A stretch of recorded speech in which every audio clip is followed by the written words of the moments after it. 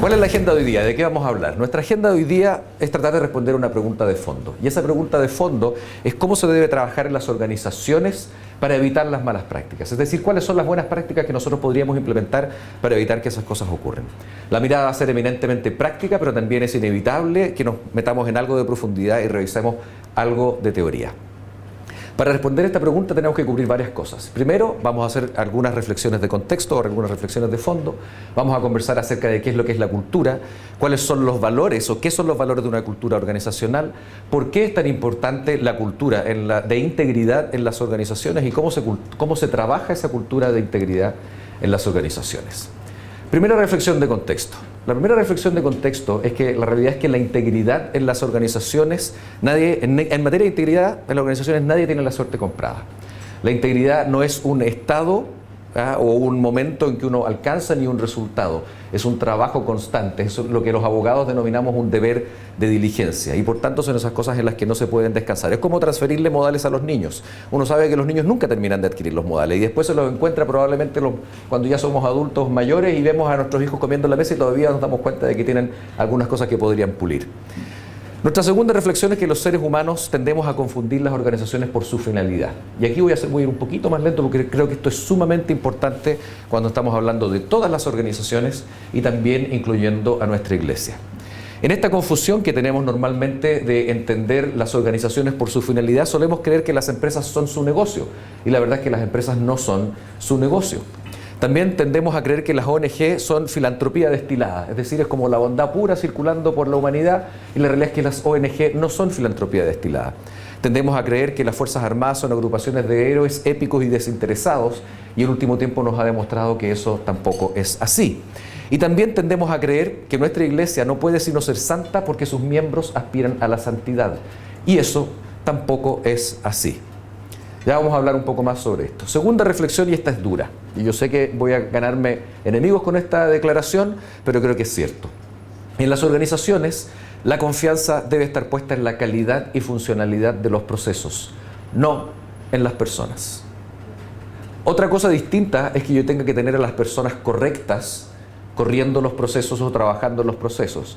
Pero la integridad institucional, más que de las personas, depende de la calidad y la funcionalidad de los procesos. Hay que elegir a las personas correctas, pero su funcionalidad no puede depender de la virtud de un individuo. ¿Por qué? Porque los individuos, todos nos caemos. Veo gente sacando fotos, les aviso que la presentación va a quedar disponible después, así que no es necesario que estén sacando fotos. Si es que quieren hacerlo, háganlo con libertad, pero va a estar disponible la presentación. Abordemos ahora, después de estas tres reflexiones de contexto, nuestro primer macrotema. ¿Qué es la cultura?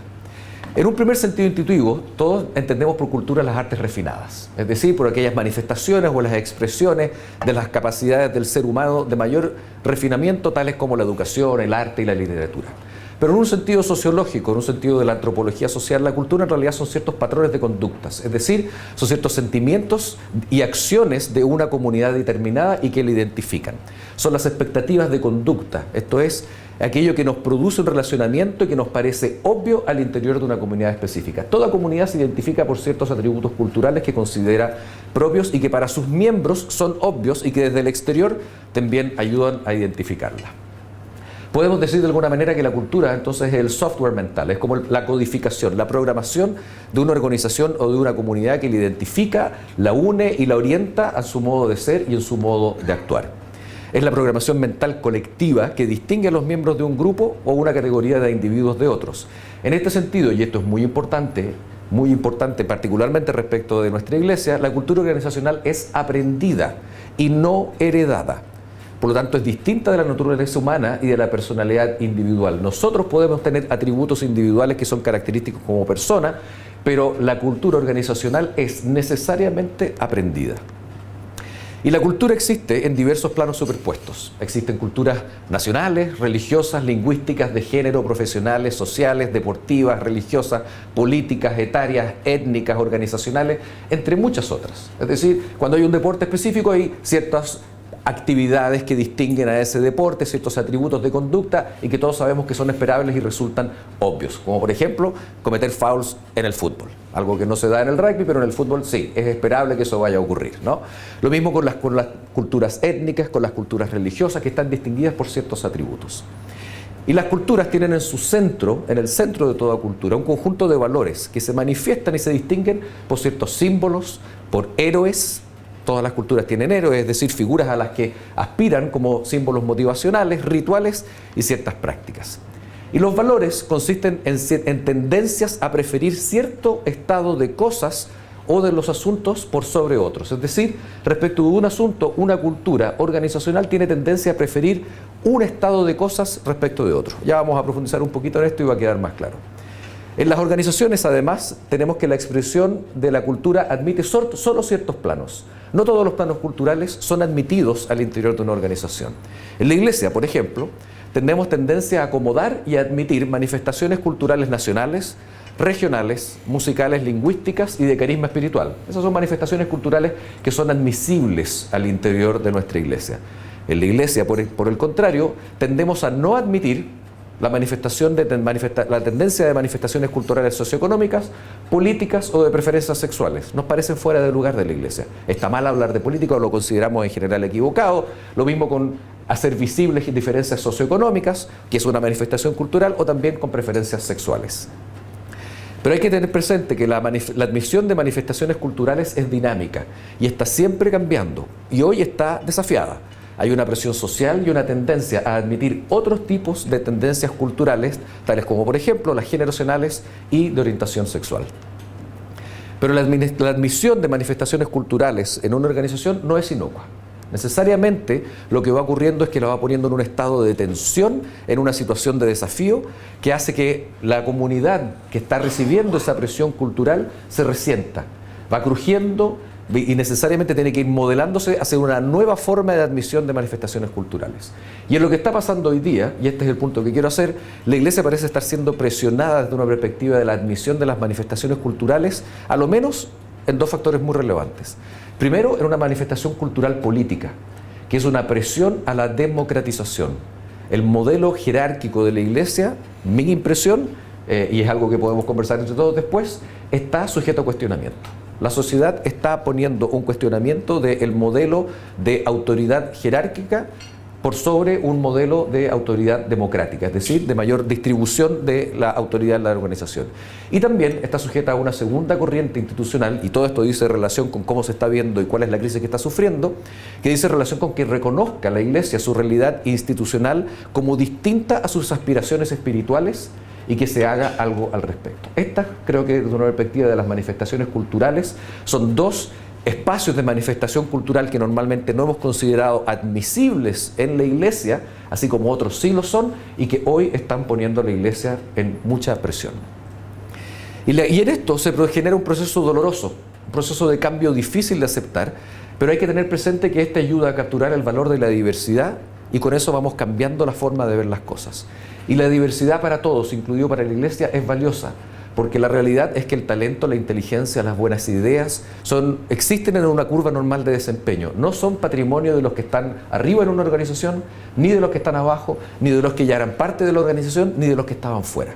Es una perfecta curva normal de distribución y este desafío de ir incorporando nuevas manifestaciones culturales es una oportunidad para la inclusión de ese valor de diversidad en cualquier organización, incluida a la Iglesia. Segundo macrotema, ¿cuáles son los valores de una cultura organizacional? Como ya vimos, los valores son un estado de preferencia, es decir, es una tendencia a preferir que las cosas sean de una u otra forma determinada al interior de una organización. Y los valores de una organización son precisamente preferencias colectivas de cómo deben ser las cosas. Y estas preferencias se manifiestan dentro de espectros de polos opuestos. Y ahora voy a presentar un modelo en donde queda eso un poco más claro. Por ejemplo, la cultura organizacional se manifiesta por situarnos en un punto del espectro entre relaciones jerárquicas o relaciones horizontales, o en un apetito a riesgo o en un apetito a certeza, o en un apetito a total organización o en un apetito hacia la improvisación, y así en todos los atributos que caracterizan a una organización.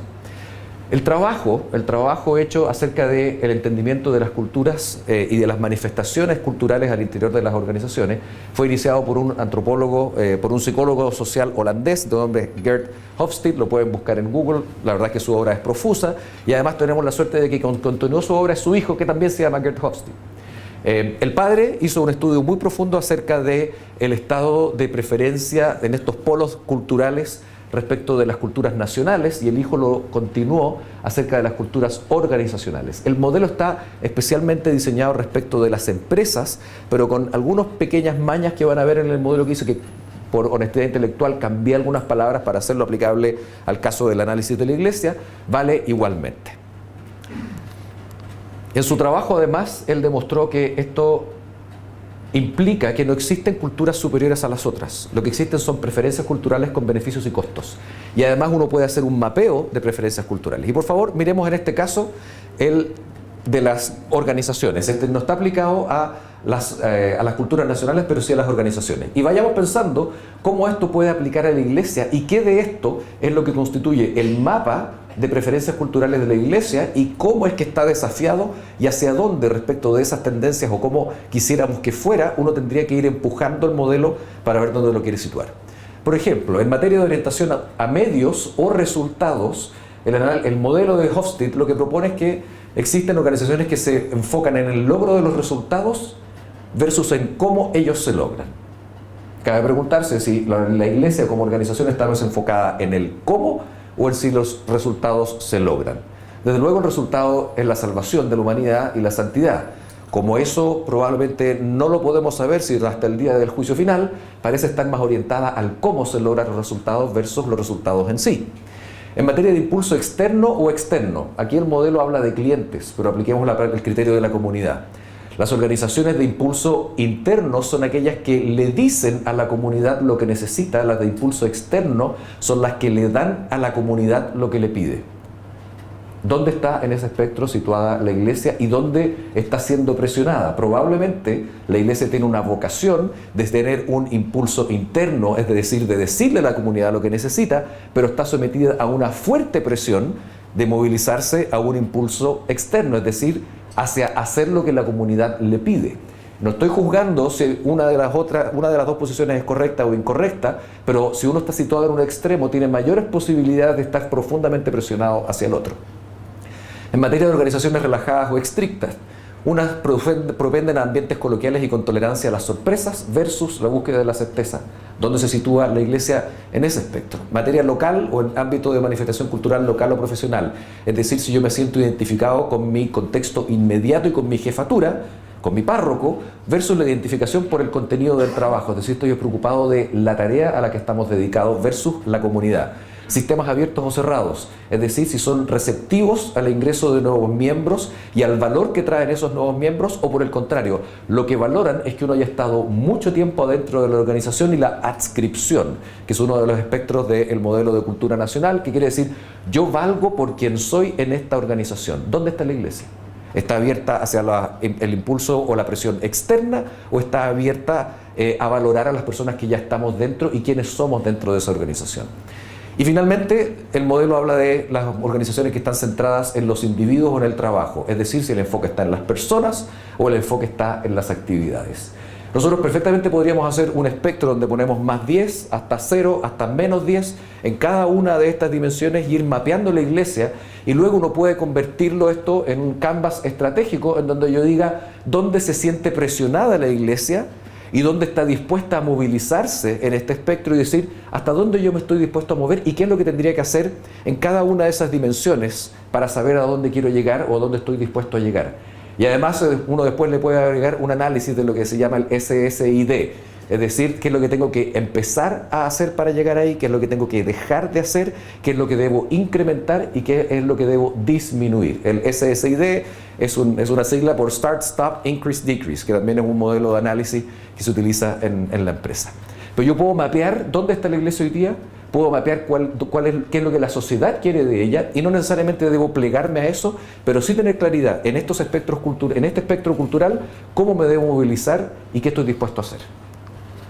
¿Y la integridad? ¿Dónde queda en el modelo de Hofstede? Que es una pregunta que me imagino a algunos les puede haber salido. Bueno, la integridad es un aspecto higiénico que cruza la totalidad de las dimensiones de las manifestaciones culturales al interior de las organizaciones. Esto es, no es otro atributo u otro un punto del espectro. No es que sea válido que las organizaciones vayan de menos íntegras a más íntegras, sino que la pregunta va, en cada una de estas dimensiones del espectro, ¿cómo me comporto yo de manera íntegra? Es decir, es un factor higiénico que cruza los 6 ámbitos del espectro del modelo de cultura organizacional. Bien. ¿Y por qué es tan importante trabajar la cultura en las organizaciones? Porque como veíamos antes, a pesar de que nosotros tenemos la tendencia a confundir a las organizaciones por su finalidad, la realidad es que las organizaciones no son su actividad, no son su finalidad y no son su actividad. Del mismo modo en que los seres humanos no somos nuestra actividad.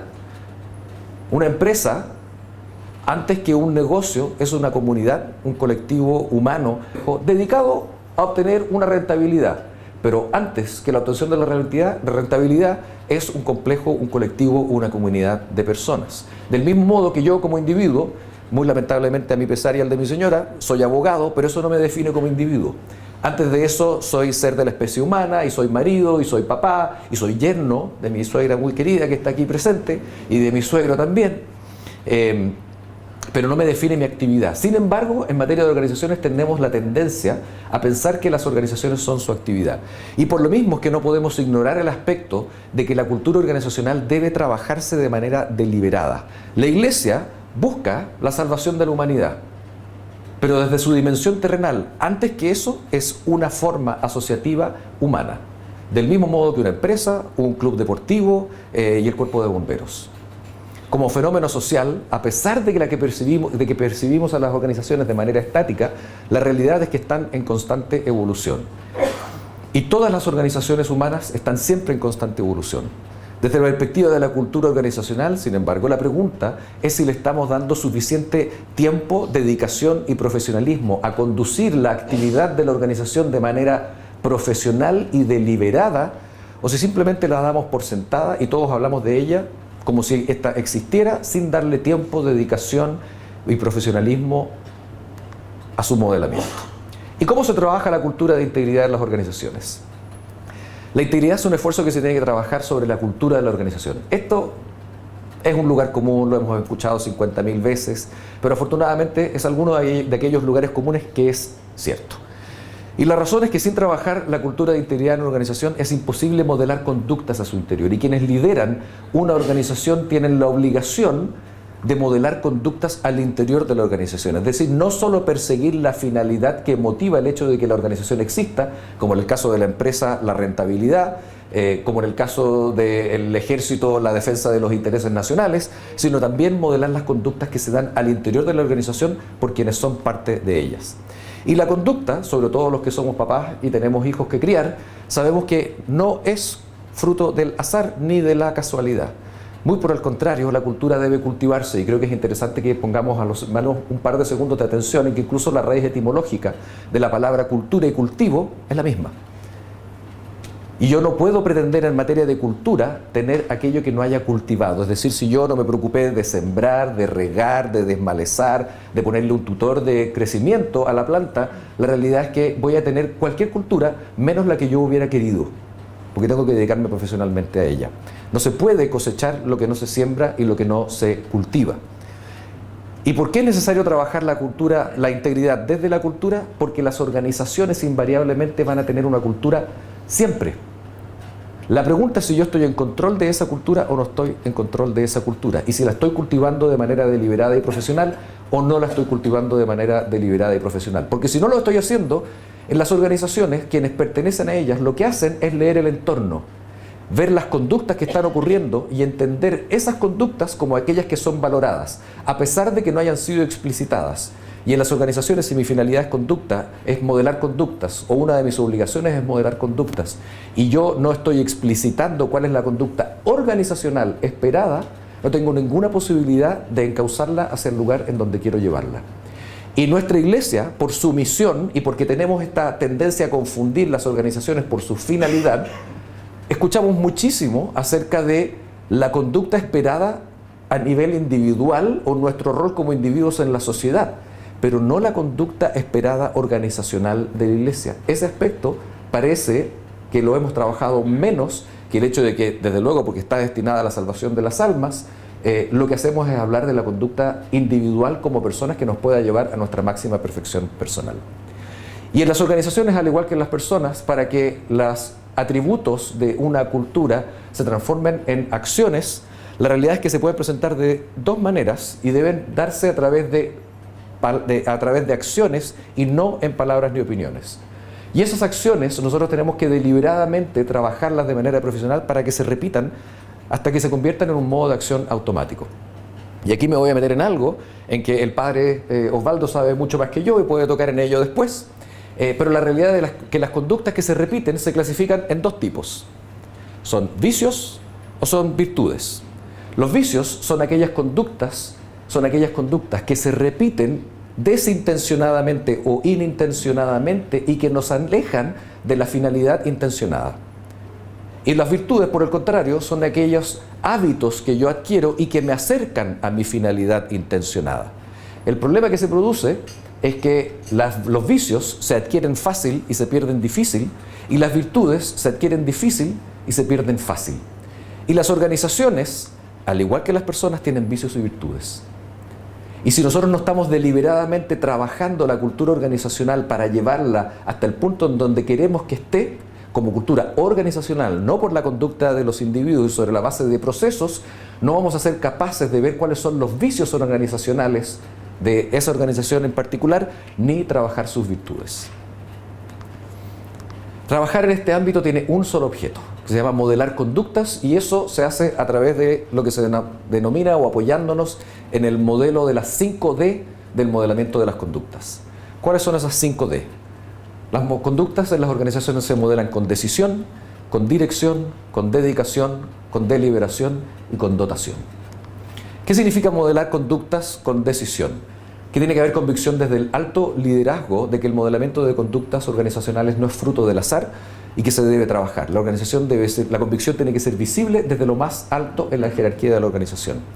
Esto es muy importante. El cinismo invita a un ambiente poco íntegro. Es decir, si los miembros de una comunidad se dan cuenta de que quienes la lideran en realidad son unos cínicos porque dicen una cosa y viven otra, la probabilidad de modelar conducta y la probabilidad de que se perciba que existe dirección al respecto está completamente muerta.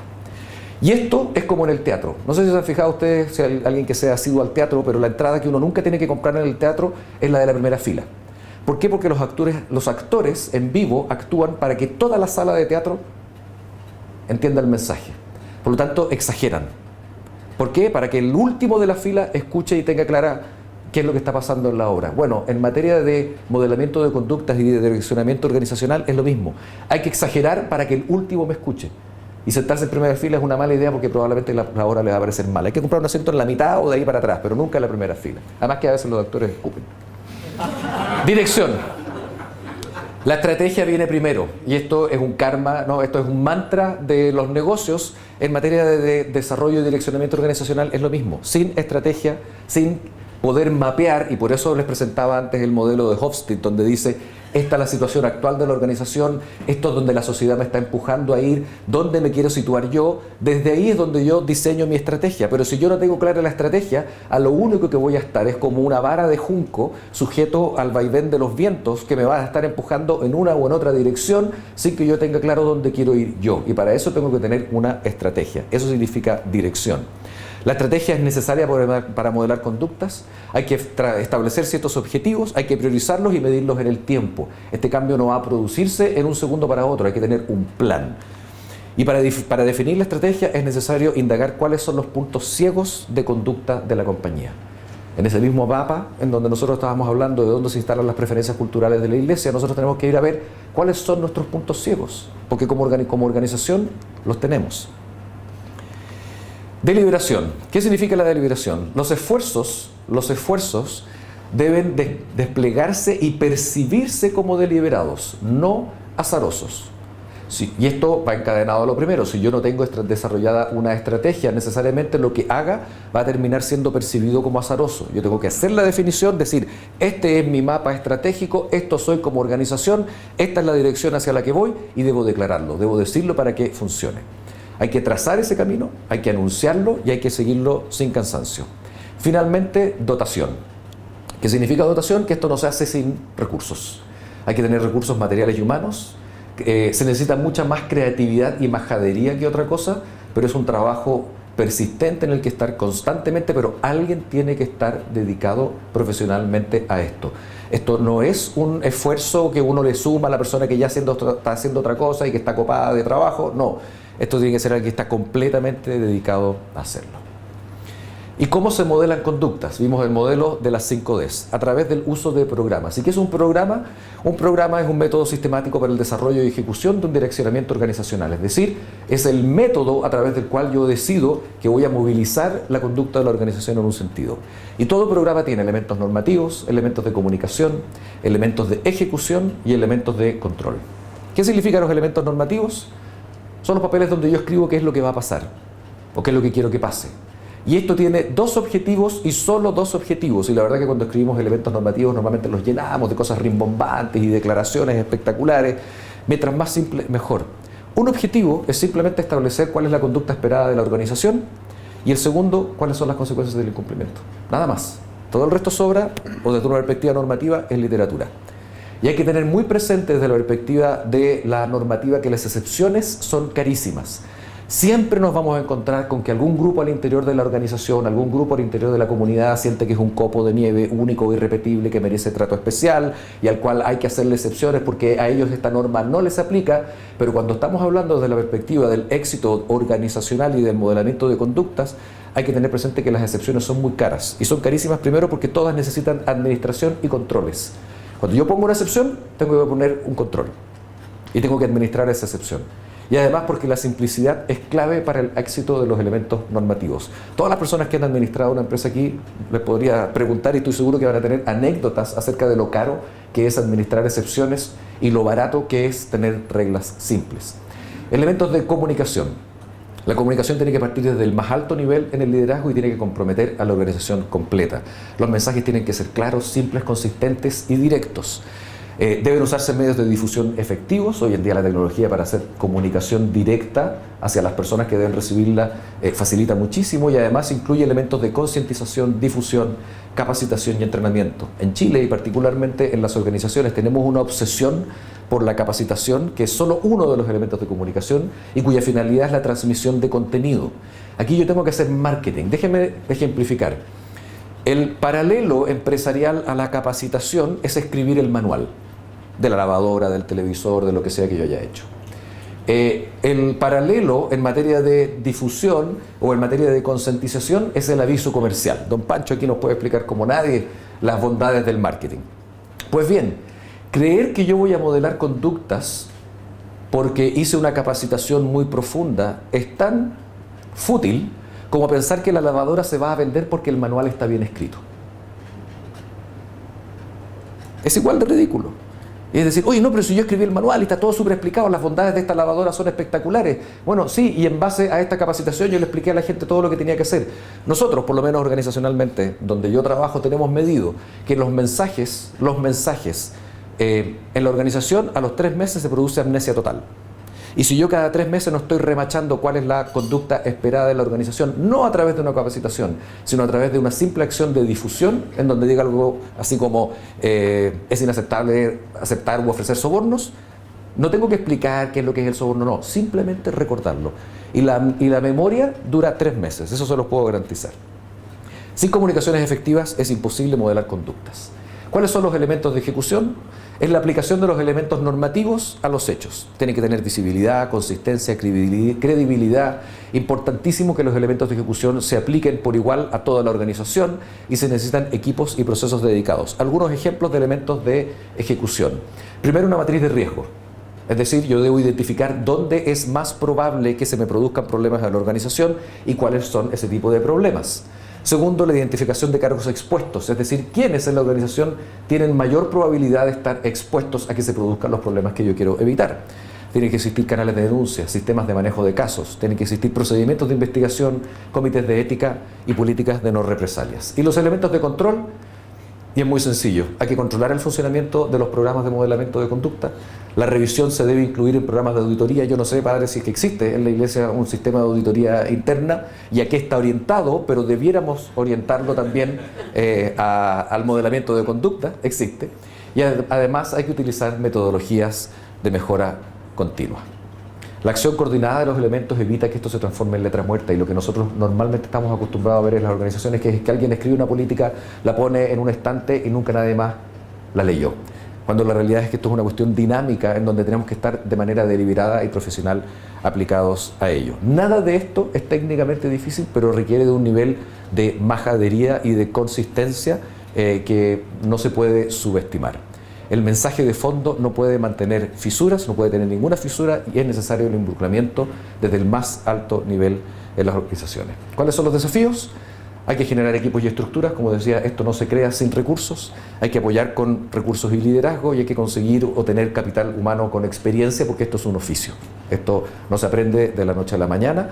Y además, muy importante, hay que tener respeto por la cultura local y la diferencia, y creo que en eso la Iglesia, por su estructura jerárquica, y el padre nos puede comentar más al respecto, tiene un desafío enorme, porque al final del día, cada diócesis tiene autonomía para ver cómo funciona su interior, y no sé cómo podríamos hacerlo para que esto sea un programa para todas las diócesis, pero sería el ideal. Eso es todo. Muchísimas gracias.